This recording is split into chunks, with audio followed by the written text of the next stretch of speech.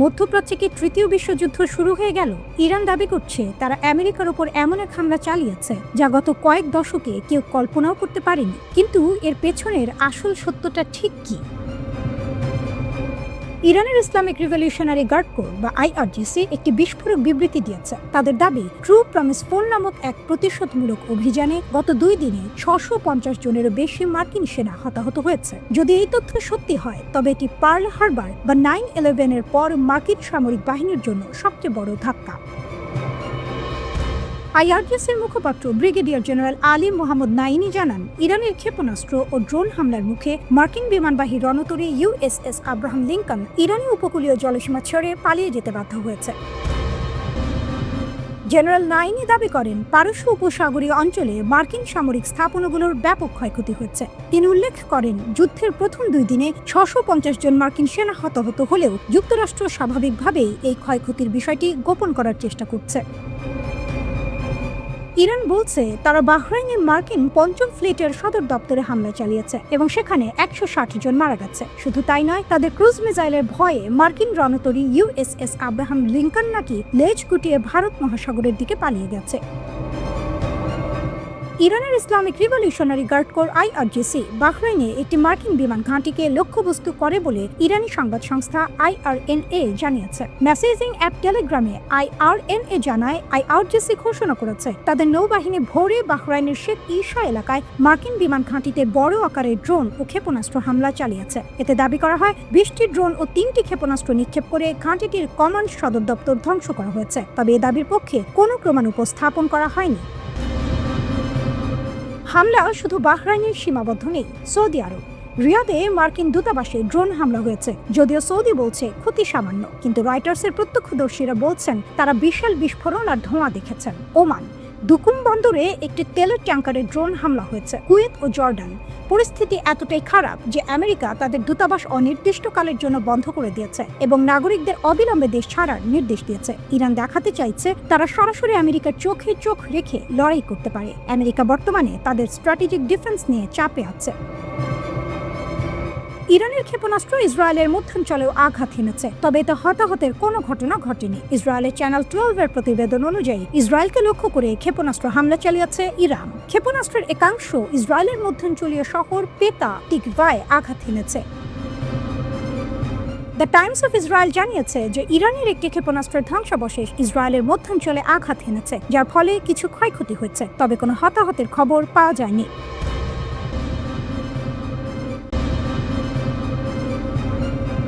35 ক্ষেপণাস্ত্র ছুড়ল ইরান, আর ভেঙে পড়েছে ইসরায়েলের আকাশের ঢাল। সকাল, কিন্তু সূর্যের আলো নয়, আকাশ ভরে গেছে আগুনে।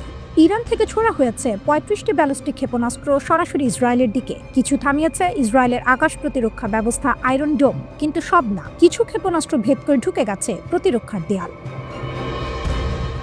আয়রন ডোম সবকিছু থামাতে পারছে না। ইসরায়েলের বহুস্তর প্রতিরক্ষা ব্যবস্থা বিশ্বের অন্যতম শক্তিশালী। ইসরায়েল ডিফেন্স ফোর্সেস এর এই সিস্টেম অনেক ক্ষেপণাস্ত্র আটকেছে। মিসাইলের টুকরো, ইন্টারসেপ্টরের ধ্বংসাবশেষ ইসরায়েলের বিভিন্ন জায়গায় পড়ে আছে। ইসরায়েলি পুলিশ বলছে অসংখ্য রিপোর্ট এসেছে। রাস্তা, খোলা জায়গা, বাড়ির পাশ সবখানে আতঙ্ক। সরাসরি বড় শহরে আঘাত না লাগলেও আকাশ থেকে পড়া ধ্বংসাবশেষেই তৈরি করছে ভয়, বিশৃঙ্খলা। একজন 50 বছর বয়সী ব্যক্তি আহত ধ্বংসাবশেষের গর্তে পড়ে, আরো অনেকে আহত শেল্টারে দৌড়াতে গিয়ে। এটা শুধু যুদ্ধ না, এটা মানসিক চাপের বিস্ফোরণ। এক ঢেউ শেষ, আরেকটা আসছে। 35টা ক্ষেপণাস্ত্র এটা কোনো ছোট আক্রমণ নয়, এটা একটা ওয়েভ, একটা বার্তা। যদি এইভাবে বারবার আক্রমণ আসে, তাহলে কি ইসরায়েলের প্রতিরক্ষা ভেঙে পড়বে? সাইরেন বাজছে, মানুষ দৌড়াচ্ছে। ইসরায়েল দাঁড়িয়ে আছে অনিশ্চয়তায়। ইরানের পাল্টা আঘাতের টার্গেট শুধু ইসরায়েল না, ইরান পাল্টা আঘাত করেছে উপসাগরীয় দেশগুলোতেও। টার্গেট কাতারের আল উদেদ এয়ারবেস, কুয়েতের আল সালিম এয়ারবেস, ইউএই এর আল ধাফরা এয়ারবেস, বাহরাইনের একটি ঘাঁটি। এই ঘাঁটিগুলো আমেরিকার উপস্থিতির প্রতীক। ইরানের বার্তাটা পরিষ্কার, তোমরা আঘাত করলে আমরা সবাইকে ছুঁব। বিস্ফোরণ ছড়িয়ে পড়ছে মানচিত্র জুড়ে। সংযুক্ত আরব আমিরাত আবুধাবিতে বিস্ফোরণ, একজন নিহত, বাড়ির কাঁচ কেঁপে উঠেছে। কাতার আকাশ বন্ধ, ফ্লাইট বন্ধ। সৌদি আরব রিয়াদে বিস্ফোরণের শব্দ। জর্ডান 2টি ক্ষেপণাস্ত্র আকাশেই ধ্বংস। পুরো মধ্যপ্রাচ্য যেন একটা আগ্নেয়গিরি। ইরানের আইআরজিসি বলছে এটা শুধু শুরু, তারা বলছে এটা প্রথম ধাপ, ড্রোন মিসাইল আরও আসবে।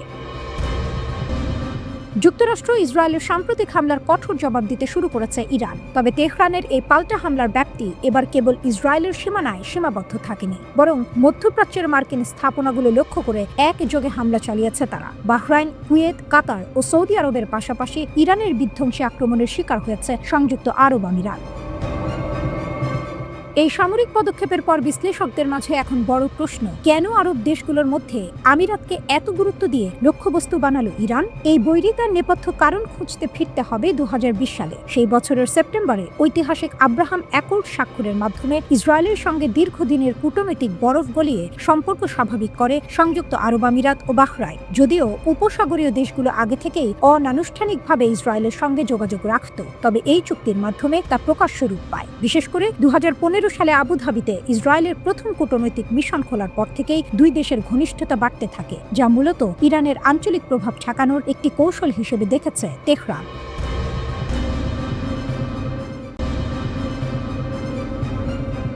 কাতারে ইরানের হামলায় বিশেষ মার্কিন রাডার ধ্বংস, আইআরজিসির বড় সাফল্য। ইরানের পাল্টা হামলায় কাতারে স্থাপিত যুক্তরাষ্ট্রের একটি অত্যাধুনিক রাডার সিস্টেম সম্পূর্ণ ধ্বংস হয়ে গেছে। Islamic Revolutionary Guard Corps IRGC ঘোষণা দিয়েছে, অঞ্চল জুড়ে যুক্তরাষ্ট্রের ঘাঁটি ও সামরিক সম্পদ লক্ষ্য করে চালানো তাদের পাল্টা হামলার অংশ হিসেবে এই রাডার ধ্বংস করা হয়েছে। এক বিবৃতিতে আইআরজিসি জানায় যে FP-132 রাডার সিস্টেমটিকে লক্ষ্যবস্তু করা হয়েছিল। তার কার্যক্ষমতা ছিল 5000 কিলোমিটার পর্যন্ত এবং এতে ব্যালিস্টিক মিসাইল প্রতিরোধের জন্য বিশেষ প্রযুক্তি ছিল। 2013 সালে যুক্তরাষ্ট্রের ডিফেন্স সিকিউরিটি কোঅপারেশন এজেন্সির এক প্রতিবেদনে বলা হয়েছিল, এই রাডার সিস্টেমটির মূল্য ছিল প্রায় $1.1 বিলিয়ন। বিবৃতিতে আরও বলা হয়, ব্যাপক মিসাইল হামলায় এই সিস্টেমটি সম্পূর্ণভাবে ধ্বংস করা হয়েছে। এই হামলা ছিল 28 ফেব্রুয়ারি ভোরে ইরানের বিরুদ্ধে যুক্তরাষ্ট্র ও ইসরায়েলের উস্কানিমূলক আগ্রাসনের জবাবে ইরানি সশস্ত্র বাহিনীর সমন্বিত প্রতিক্রিয়ার অংশ। এই উস্কানিমূলক হামলার পরপরই ইরান দ্রুত প্রতিক্রিয়া জানায়, যেখানে আইআরজিসি ও সেনাবাহিনীর মিসাইল ও ড্রোন অন্তত 7টি আঞ্চলিক দেশে যুক্তরাষ্ট্রের সামরিক স্থাপনাগুলোকে লক্ষ্য করে হামলা চালায়, যার মধ্যে কাতারও রয়েছে। কাতারে রয়েছে অঞ্চলের সবচেয়ে বড় মার্কিন বিমান ঘাঁটি আল উদেদ এয়ারবেজ, এবং ইরানি কর্তৃপক্ষ আগেই সতর্ক করেছিল যে যদি যুক্তরাষ্ট্র বা ইসরায়েল ইরানের ভূখণ্ডে হামলা চালায় তাহলে এই ঘাঁটিও লক্ষ্যবস্তুতে পরিণত হবে। এর আগে জুন মাসেও ইরান একই ধরনের হামলা চালিয়েছিল আল উদেদ ঘাঁটিতে, যখন যুক্তরাষ্ট্র ইসরায়েলের ইরান বিরোধী আগ্রাসনকে সমর্থন দিয়েছিল এবং ইরানের পারমাণবিক স্থাপনাগুলোতে বিমান হামলা চালিয়েছিল। আইআরজিসির জনসংযোগ দপ্তর পৃথক এক বিবৃতিতে জানায়, শনিবারের ইরানি হামলায় অন্তত 200 জন সামরিক সদস্য নিহত বা আহত হয়েছে। তারা আরও জানায়, যুক্তরাষ্ট্র ও ইসরায়েলের বেশ কয়েকটি মিসাইল ইরানের ভূখণ্ডে পৌঁছাতে ব্যর্থ হয় এবং সেগুলো ইরাক ও পারস্য উপসাগরীয় দেশগুলোর মরুভূমি ও শহর এলাকায় গিয়ে পড়ে। ইরান এর আগে পারস্য উপসাগরীয় দেশগুলোকে সতর্ক করেছিল যাতে তারা তাদের ভূখণ্ডকে ইরানের বিরুদ্ধে কোনো আগ্রাসনের কাজে ব্যবহার করতে না দেয়। ইরানের পররাষ্ট্রমন্ত্রী আব্বাস আরাকচি NBC-কে দিয়ে এক সাক্ষাৎকারে বলেন, তিনি পারস্য উপসাগরীয় দেশগুলোর তার সমমর্যাদার মন্ত্রীদের সঙ্গে যোগাযোগ রেখেছেন এবং ব্যাখ্যা করেছেন যে এই হামলাগুলো ছিল অঞ্চলে থাকা মার্কিন ঘাঁটিগুলোকে লক্ষ্য করে নেওয়া একটি আত্মরক্ষামূলক পদক্ষেপ। আমরা চুপ করে বসে থাকতে পারি না, জোর দিয়ে বলেন ইরানের পররাষ্ট্রমন্ত্রী। ইসরায়েল যুক্তরাষ্ট্রের আগ্রাসন ঘটাচ্ছে এমন এক সময় যখন ওমান সরকারের মধ্যস্থতায় তেহরান ও ওয়াশিংটনের মধ্যে পরোক্ষ পারমাণবিক আলোচনা চলছিল। তেহরানে ইসরায়েলি হামলার পর সেখানকার একটি স্যাটেলাইট ইমেজ সংগ্রহ করেছে BBC ভেরিফাই, যাতে দেখা গেছে ইরানের সর্বোচ্চ নেতা আয়াতুল্লাহ আলী খামেনির কার্যালয় বা লিডারশিপ হাউসের একটি অংশে বেশ ক্ষয়ক্ষতি হয়েছে। হাই রেজলিউশনের এই ছবিটি ধারণ করেছে এয়ারবেজ। এতে দেখা যায় ওই জায়গায় ভবনগুলো পোড়া অবস্থায় রয়েছে, ধ্বংসাবশেষ ছড়িয়ে থাকতেও দেখা গেছে। ঘটনাস্থল থেকে ধোঁয়ার কুণ্ডলি উঠতে দেখা গেছে। ছবির অবস্থান সকালে তেহরানে ধারণ করা যাচাইকৃত ভিডিও ফুটেজের সঙ্গে মিল রয়েছে।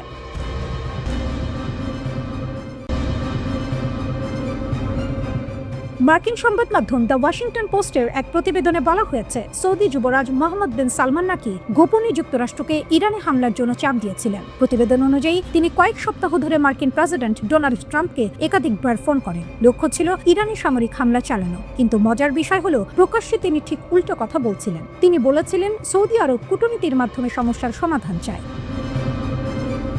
তাহলে আসলে কি ঘটেছে? 28 ফেব্রুয়ারি থেকে ইরানে বড় ধরনের হামলা শুরু হয়, যেখানে যুক্তরাষ্ট্র ও ইসরায়েল যৌথভাবে আঘাত হানে বলে দাবি করা হচ্ছে। এই হামলায় ইরানের সর্বোচ্চ নেতা খামেনি সহ শীর্ষ অনেক নেতা নিহত হয়েছেন। এই ঘটনার পরই প্রশ্ন উঠেছে, এই হামলার পেছনে কি সৌদি আরবেরও ভূমিকা ছিল? ওয়াশিংটন পোস্ট বলছে 4 জন নাম প্রকাশে অনিচ্ছুক কর্মকর্তা নিশ্চিত করেছেন সৌদি যুবরাজ গোপনে এই হামলার জন্য তদবির করেছিলেন। সৌদি আরব কেন এমন চাইতে পারে, এই প্রশ্নটাই সবচেয়ে গুরুত্বপূর্ণ। প্রতিবেদন অনুযায়ী সৌদি আরবের মূল চিন্তা ছিল তাদের তেল স্থাপনা নিরাপদ রাখা, কারণ অতীতে ইরানের সঙ্গে উত্তেজনার সময় সৌদি তেল স্থাপনায় হামলার ঘটনা ঘটেছে। এছাড়া ইরান ও সৌদি আরব বহুদিনের প্রতিদ্বন্দ্বী, একদিকে শিয়া নেতৃত্বাধীন ইরান, অন্যদিকে সুন্নি নেতৃত্বাধীন সৌদি আরব। এই দ্বন্দ্বের কারণে বহু বছর ধরে ছায়া যুদ্ধ চলছে পুরো অঞ্চলে। সহজভাবে বললে সৌদি আরব চায় ইরান দুর্বল থাকুক, যাতে নিজের নিরাপত্তা নিশ্চিত থাকে। এরপর কি হলো? ইরানে হামলার পর পরিস্থিতি আরো খারাপ হয়ে যায়। ইরান পাল্টা হামলা চালায় দুবাই, দোহা, রিয়াদ, অর্থাৎ সংঘর্ষ এখন এক দেশ থেকে ছড়িয়ে পুরো অঞ্চলে চলে গেছে। এরপর সৌদি আরব কঠোর ভাষায় ইরানের এই হামলার নিন্দা জানায় এবং আন্তর্জাতিক সম্প্রদায়কে ব্যবস্থা নেওয়ার আহ্বান জানায়। বড় কূটনৈতিক খেলা। হামলার পর সৌদি যুবরাজ একাধিক দেশের নেতাদের সঙ্গে কথা বলেন, যেমন সংযুক্ত আরব আমিরাত, কাতার, কুয়েত, জর্ডান। এর মানে কি? সৌদি আরব এখন আঞ্চলিক জোট গড়ার চেষ্টা করছে। একই সাথে তারা বলছে প্রয়োজন হলে প্রতিশোধ নিতেও প্রস্তুত। সৌদি আরব জানিয়েছে দেশটির রাজধানী রিয়াদে আন্তর্জাতিক বিমানবন্দর এবং মার্কিন সেনা সদস্যদের আবাসস্থল প্রিন্স সুলতান বিমান ঘাঁটিকে লক্ষ্য করে চালানো ইরানি ক্ষেপণাস্ত্র প্রতিহত করেছে। বিষয়টি সম্পর্কে অবগত এক অজ্ঞাত সূত্র নাম প্রকাশ না করার শর্তে বার্তা সংস্থা এএফপি-কে জানায় 1 মার্চ বিকেলে আকাশ প্রতিরক্ষা ব্যবস্থা সফলভাবে রিয়াদ বিমানবন্দর এবং প্রিন্স সুলতান বিমান ঘাঁটির কাছে ইরানি ক্ষেপণাস্ত্র প্রতিহত করেছে। এ ঘটনায় কোনো ক্ষয়ক্ষতি হয়নি বলে দাবি করেছে সৌদি আরব। যুক্তরাষ্ট্র ও ইসরায়েলের চলমান ব্যাপক হামলার জবাবে ইরান মধ্যপ্রাচ্য জুড়ে মার্কিন ঘাঁটিগুলোতে পাল্টা আক্রমণ শুরু করেছে। এর মধ্যে দুবাই ও আবুধাবির বিমানবন্দরে হামলায় 1 জন নিহত এবং 11 জন আহত হয়েছেন। আবুধাবি কর্তৃপক্ষ জানিয়েছে জায়েদ আন্তর্জাতিক বিমানবন্দর লক্ষ্য করে আসা একটি ড্রোন ঠেকিয়ে দেয় আমিরাতি বাহিনী। তবে সেই ড্রোনের ধ্বংসাবশেষ পড়ে 1 জন নিহত ও 7 জন আহত হন।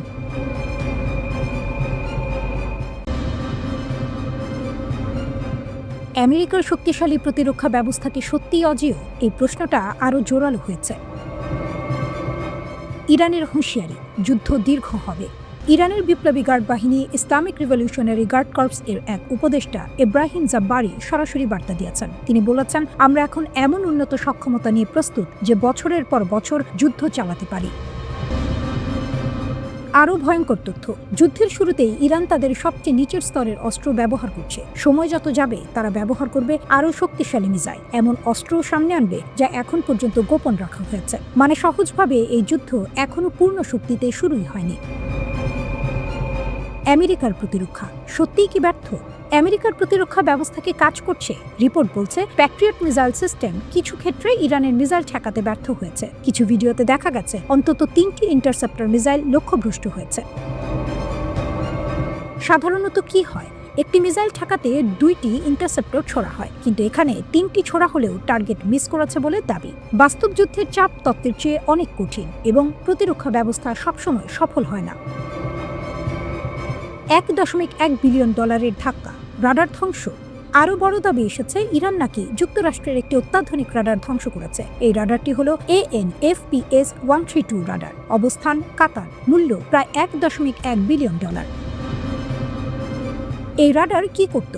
5000 কিলোমিটার দূরের ব্যালিস্টিক মিসাইল শনাক্ত করতে পারত, অর্থাৎ আগাম সতর্কতা দেওয়ার জন্য এটি ছিল খুবই গুরুত্বপূর্ণ। ইরান দাবি করছে তারা এটি নির্ভুল হামলায় ধ্বংস করেছে, তবে এই দাবির পুরোপুরি স্বাধীন নিশ্চিতকরণ এখনো হয়নি। একটি ব্যালিস্টিক মিসাইল থামাতে 2 থেকে 3টি ইন্টারসেপ্টর লাগে, মানে 10টি মিসাইল এলে 20 থেকে 30টি প্রতিরক্ষা মিসাইল লাগবে। এখন যদি ইরান প্রতিদিন বড় আকারে হামলা চালায়, খুব দ্রুত ইন্টারসেপ্টর শেষ হয়ে যেতে পারে। রিপোর্ট বলছে কয়েকদিনের মধ্যেই এই মজুদ ফুরিয়ে যেতে পারে। 1 মার্চ ইউএস সেন্ট্রাল কমান্ড নিশ্চিত করেছে যে 3 জন মার্কিন সেনা নিহত হয়েছেন এবং 5 জন গুরুতরভাবে আহত হয়েছেন। যুদ্ধের হিসাব অনুযায়ী এ হতাহত এখনও তুলনামূলকভাবে কম। সামরিক বিশেষজ্ঞরা মনে করেন যুদ্ধক্ষেত্রে এই ধরনের হতাহত হওয়া স্বাভাবিক। পাশাপাশি বিশ্বের এক প্রান্ত থেকে অন্য প্রান্তে বিপুল সংখ্যক সেনা ও সামরিক সরঞ্জাম স্থানান্তরের ঝুঁকি থেকেও কিছু অযুদ্ধজনিত মৃত্যু ঘটতে পারে। কিন্তু ডোনাল্ড ট্রাম্পের জন্য প্রতিটি মার্কিন হতাহতের ঘটনা দেশের ভেতরে রাজনৈতিক চাপ আরও বাড়িয়ে দিবে। ইরানের সর্বোচ্চ নেতা আয়াতুল্লাহ আলী খামেনিকে হত্যা করেছে যুক্তরাষ্ট্র ও ইসরায়েল। এর প্রতিবাদে কঠোর প্রতিশোধ নেওয়ার ঘোষণা দিয়েছে ইরান। একই সঙ্গে এই হত্যাকাণ্ড মুসলিম বিশ্বের সঙ্গে যুদ্ধ ঘোষণা বলে মন্তব্য করেছেন দেশটির প্রেসিডেন্ট মাসুদ পেজেশকিয়ান। ইরানের প্রেসিডেন্ট বলেন, যুক্তরাষ্ট্র ও ইসরায়েলি হামলায় সর্বোচ্চ নেতা খামেনির হত্যাকাণ্ড ছিল মুসলিমদের বিরুদ্ধে যুদ্ধ ঘোষণা। রাষ্ট্রীয় টেলিভিশনে প্রচারিত এক বিবৃতিতে পেজেশকিয়ান বলেন, ইসলামিক রিপাবলিক অব ইরানের সর্বোচ্চ রাজনৈতিক কর্তৃপক্ষ এবং বিশ্বজুড়ে শিয়া মতাদর্শের একজন বিশিষ্ট নেতার এই হত্যাকাণ্ড বিশ্বের সব প্রান্তের মুসলিম ও বিশেষ করে শিয়াদের বিরুদ্ধে একটি প্রকাশ্য যুদ্ধ ঘোষণা হিসেবে গণ্য হচ্ছে।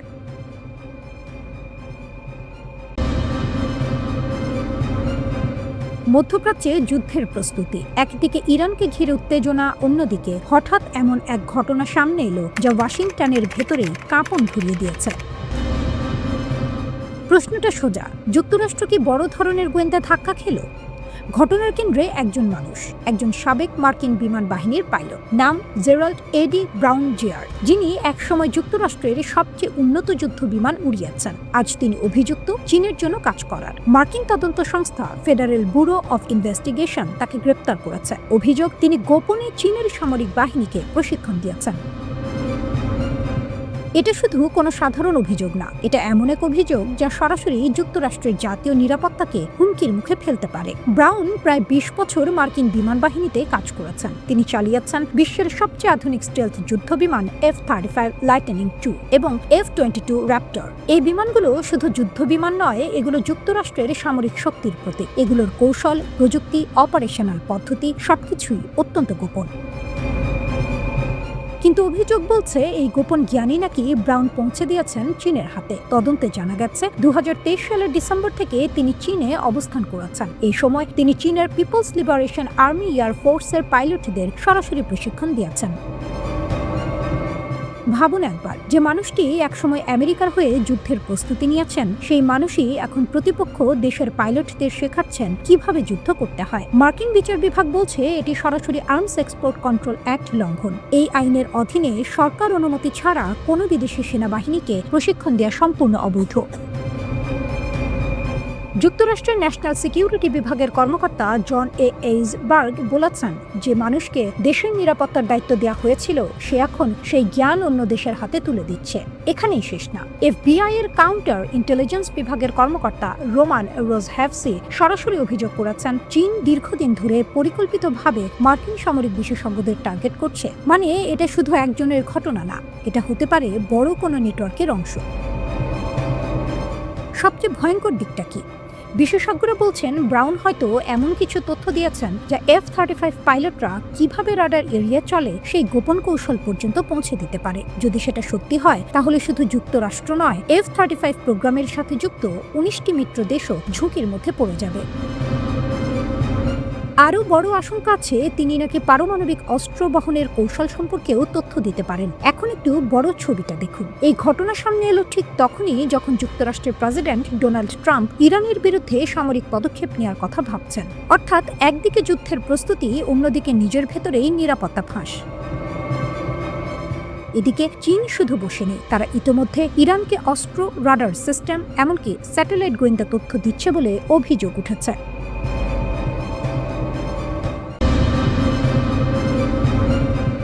যদি ইরান আর যুক্তরাষ্ট্র মুখোমুখি হয়, তাহলে যুদ্ধের ভাগ্য কি ঠিক হয়ে যাবে মাত্র প্রথম ৪৮ ঘন্টায়? আন্তর্জাতিক সম্পর্ক বিশ্লেষক অ্যান্ড্রু ল্যাথম বলেছেন, এই যুদ্ধের গেম চেঞ্জার হবে প্রথম ২৪ থেকে ৪৮ ঘন্টা, কারণ ইরানের মিসাইল স্ট্র্যাটেজি।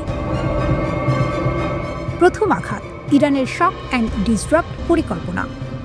ইরান জানে তারা আকাশে যুক্তরাষ্ট্রের সাথে পাল্লা দিতে পারবে না। তাদের কাছে নেই ততটা স্টেলথ ফাইটার, নেই সেই লেভেলের এয়ার সুপেরিয়রিটি, কিন্তু তাদের হাতে আছে হাজার হাজার ব্যালিস্টিক মিসাইল। ফাতা 110 জুলফিকার, মারাত্মক সব মিসাইল, সলিড ফুয়েল হয়, এগুলো দ্রুত প্রস্তুত হয়, দ্রুত ছোড়া যায়, আর সবচেয়ে বড় কথা, একসাথে অনেকগুলো ছোড়া যায়।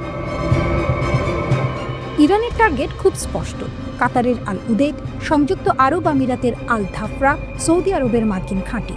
এই ঘাঁটিগুলো সরানো যায় না, লুকানো যায় না, এগুলো স্থির, আর সেটাই সবচেয়ে বড় দুর্বলতা। লক্ষ্য ধ্বংস না, অচল করা।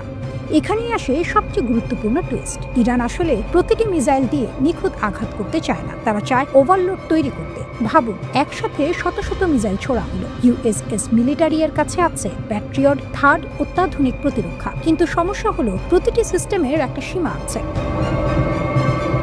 একটা প্যাট্রিয়ট ব্যাটারি একসাথে কতগুলো টার্গেট ধরতে পারবে? আর যদি সব ইন্টারসেপ্টর শেষ হয়ে যায়, রিলোড করতে সময় লাগে, আর সেই কয়েক ঘন্টায় ইরানের জন্য গোল্ডেন উইন্ডো।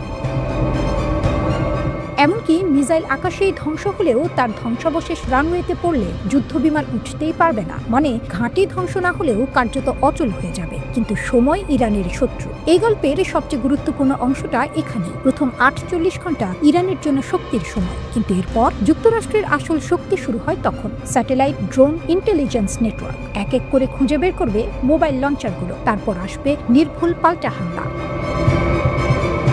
ইরানের মিসাইল স্টক ধীরে ধীরে কমবে, লঞ্চ সাইট ধ্বংস হবে এবং যুদ্ধের গতি ঘুরে যাবে। এই পুরো সমীকরণটা যেন একটা ঘড়ির কাঁটার মতো। প্রথম 48 ঘন্টা ইরানের সুযোগ, দীর্ঘমেয়াদ যুক্তরাষ্ট্রের সুবিধা। তাহলে প্রশ্নটা এখন আর কে বেশি শক্তিশালী নয়, প্রশ্নটা হলো কে দ্রুত, কে প্রস্তুত, আর কে সময়কে নিজের পক্ষে নিতে পারবে। কারণ আধুনিক যুদ্ধে সবচেয়ে ভয়ঙ্কর অস্ত্র শুধু মিসাইল নয়, সময়। ওদিকে চীন থেকে জাহাজ বিধ্বংসী ক্রুজ ক্ষেপণাস্ত্র ক্রয় সংক্রান্ত একটি চুক্তির খুব কাছাকাছি ইরান। এই চুক্তি নিয়ে আলোচনার বিষয়ে জানাশোনা আছে এমন 6 জন কর্মকর্তা একথা জানিয়েছেন। এমন এক সময়ে এই চুক্তি নিয়ে আলোচনার খবর এলো যখন ইরানে সম্ভাব্য হামলার প্রস্তুতি হিসেবে দেশটির উপকূলের কাছে বড় আকারে নৌবাহিনী মোতায়েন করেছে যুক্তরাষ্ট্র। সূত্রগুলো বলছে চীনের তৈরি CM-302 ক্ষেপণাস্ত্র কেনার চুক্তিটি চূড়ান্ত পর্যায়ে রয়েছে। তবে এসব ক্ষেপণাস্ত্র হস্তান্তরের তারিখ এখনও ঠিক হয়নি। সুপারসনিক গতির এসব ক্ষেপণাস্ত্র প্রায় 290 কিলোমিটার দূরে লক্ষ্যবস্তুতে আঘাত হানতে পারে। এসব ক্ষেপণাস্ত্র নিচু দিয়ে অত্যন্ত দ্রুত গতিতে যায়, ফলে তা জাহাজে থাকা প্রতিরক্ষা ব্যবস্থাকে ফাঁকি দিতে সক্ষম।